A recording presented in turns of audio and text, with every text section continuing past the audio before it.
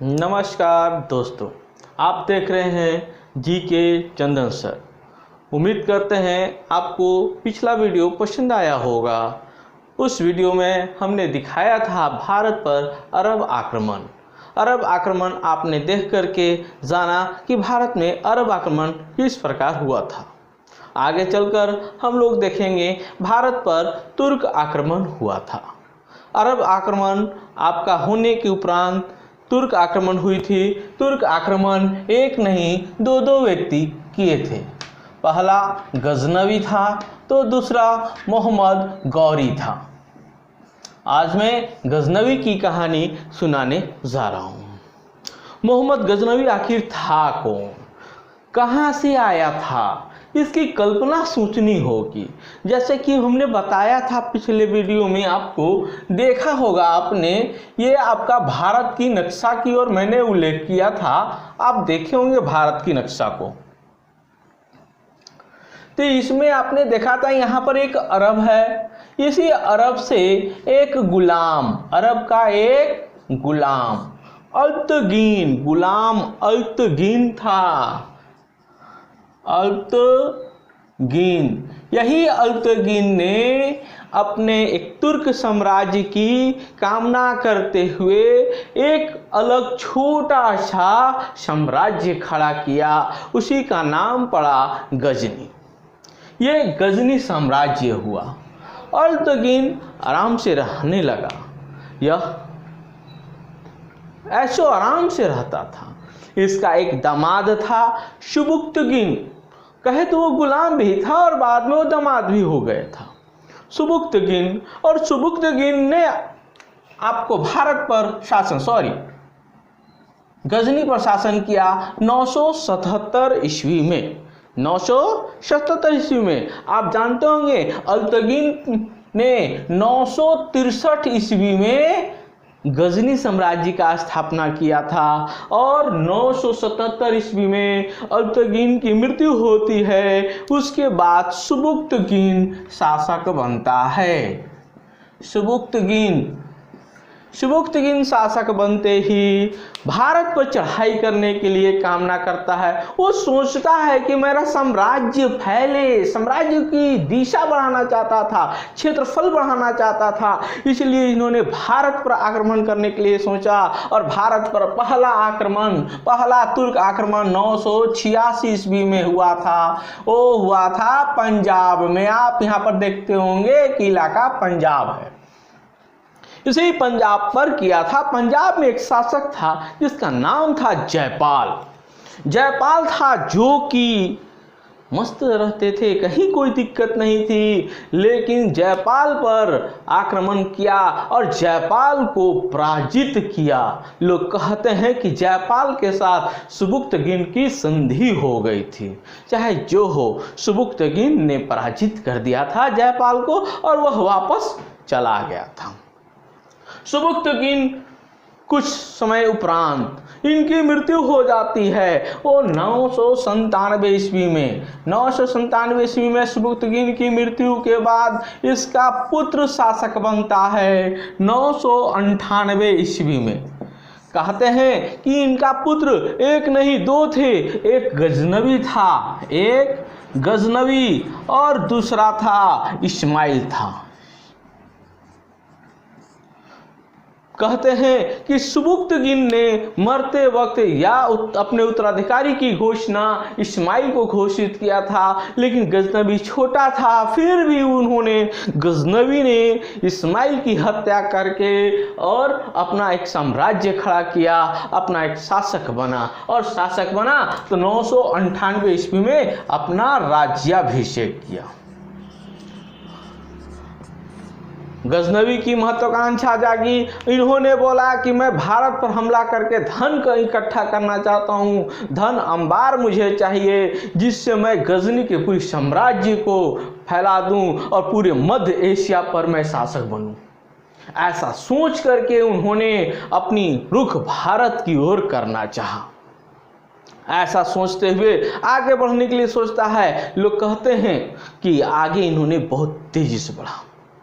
सुबुक्तगीन के बाद मोहम्मद गजनवी पहला ऐसा व्यक्ति था जिन्होंने सुल्तान की उपाधि प्राप्त किया था। इन्होंने अपने आप को सुल्तान कहा था। यहाँ तक कि खलीफा अब्बासी खलीफा जो थे, बगदाद का जो खलीफा था, उन्होंने इसको यामीन उद्दौला कहा। इनकी उपाधि दी यामीन उद्दौला, अमीन उल मिल्लत कहा। ऐसा कहते हुए इनकी उपाधि को बढ़ाया।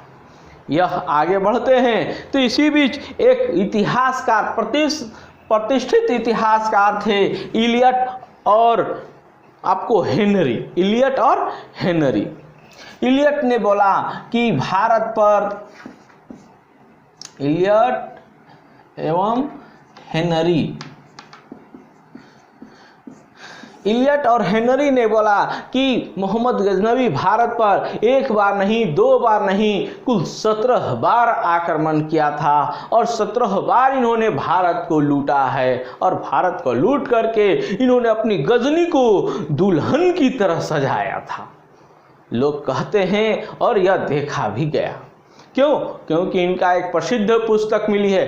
खैर, उसके बारे में आगे हम चर्चा करेंगे। आगे हम लोग समझते हैं, भारत पर मोहम्मद गजनवी ने 1001 ईस्वी से लेकर के 1027 ईस्वी के बीच में 17 आक्रमण किया था। कितने दोस्त? 17 आक्रमण किया था। 17 आक्रमण में इन्होंने सबसे पहला आक्रमण वहीं किया था जहां इसके पिता सुबुक्तगिन ने किया था, जयपाल के विरुद्ध। आपने सुना होगा, जयपाल के विरुद्ध इन्होंने हमला किया था सुबुक्तगिन ने 977 ईस्वी में, 986 ईस्वी में। जयपाल इसमें पराजित हो गया था और जयपाल पराजित होने के बाद आत्मग्लानि महसूस करता था।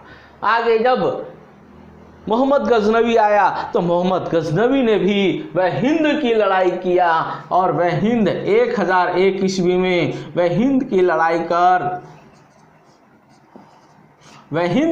कर जयपाल को पराजित कर देता है। जयपाल पराजित हो जाता है। जयपाल के पराजित होने के बाद जयपाल बहुत ही शर्मिंदगी महसूस करता है, इसलिए वह अपने पुत्र को राज्यपाट सौंप करके चीता लगवा करके उसमें कूद पड़ता है और अपने आप की आत्महत्या कर लेता है। वो जलकर मर जाता है।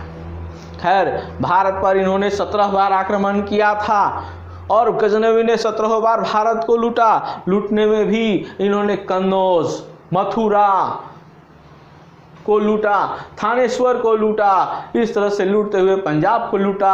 अब अंततः इसका भीषण आक्रमण 16वां आक्रमण हुआ था दोस्त। 16वां आक्रमण इन्होंने सोमनाथ के मंदिर पर किया था। आप जैसा कि जानते हैं, भारत के गुजरात, ये भारत का गुजरात इलाका हुआ, यही गुजरात में आपका सोमनाथ का मंदिर है। सोमनाथ, ये आप जानते होंगे, ये भगवान शिव का है,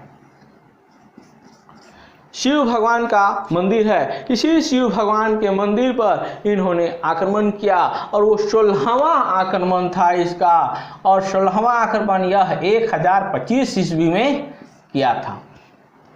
सोमनाथ पर आक्रमण करके इन्होंने 50,000 इनके सेवकों को हत्या करवा दिया।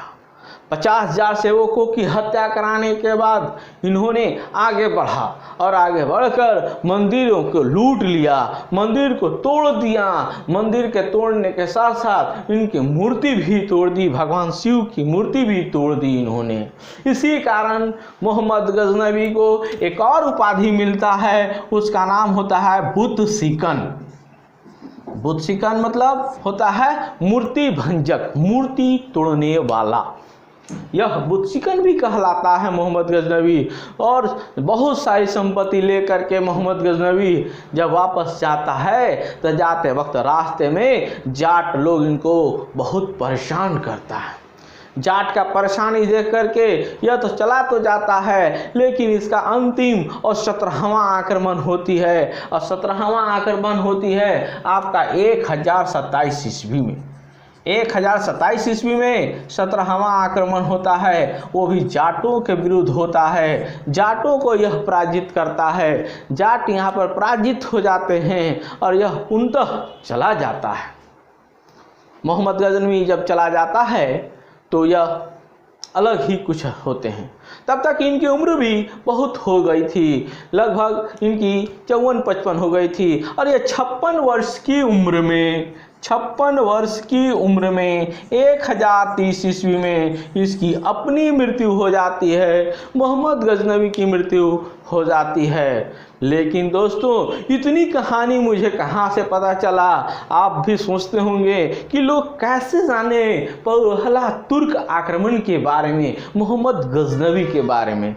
तो दोस्तों, उनके साथ आए थे इतिहासकार लोग, जैसे कि पहला अल-बरूनी आया था, फिरदौसी आया था, उतबी आया था। इन लोगों ने मिल करके जो किताब लिखा, उस किताब को पढ़ करके पता चलता है कि भारत पर आक्रमण भी हुआ था। जो अल-बरूनी था, पहला अल-बरूनी, यह एक फारसी लेखक था। यह एक फारसी लेखक था और बरूनी ने एक पुस्तक लिखा। उस पुस्तक का नाम हुआ किताब उल हिंद।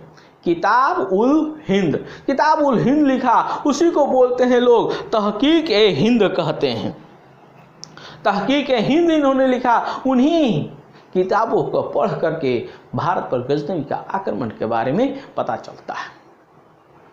इसी कारण मोहम्मद गजनवी अल-बरूनी को बहुत मानते थे, ये बहुत अच्छे से लिख लेते थे।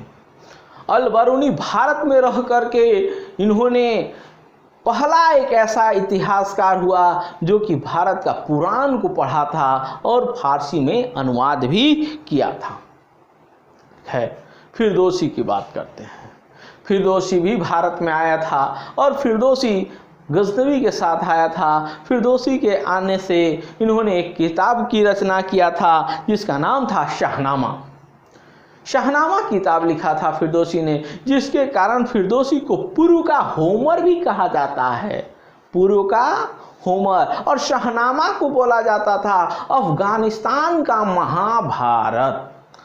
किसको बोला जाता था? अफगानिस्तान का महाभारत, शाहनामा को। शाहनामा के रचयिता कौन थे? तो फिरदौसी थे। दोस्तों, उतबी भी आए और उतबी ने तहकीक सुबुक्तगीन पुस्तक लिखी और उनके बारे में मुझे जानकारी पता चला। दोस्तों, ये रहा आज गजनवी का इतिहास। नेक्स्ट क्लास में हम लोग पढ़ेंगे मोहम्मद गौरी का क्लास। इसके लिए आपको यथाशीघ्र जल्दी मिले वीडियो और पहले वीडियो मिले, इसलिए आप चैनल को सब्सक्राइब करना ना भूलें दोस्त। सब्सक्राइब कर बेल आइकॉन ज़रूर दबाएं, जिससे आपको मिलेगी पहले वीडियो और आप देख सकेंगे पूरी वीडियो। धन्यवाद।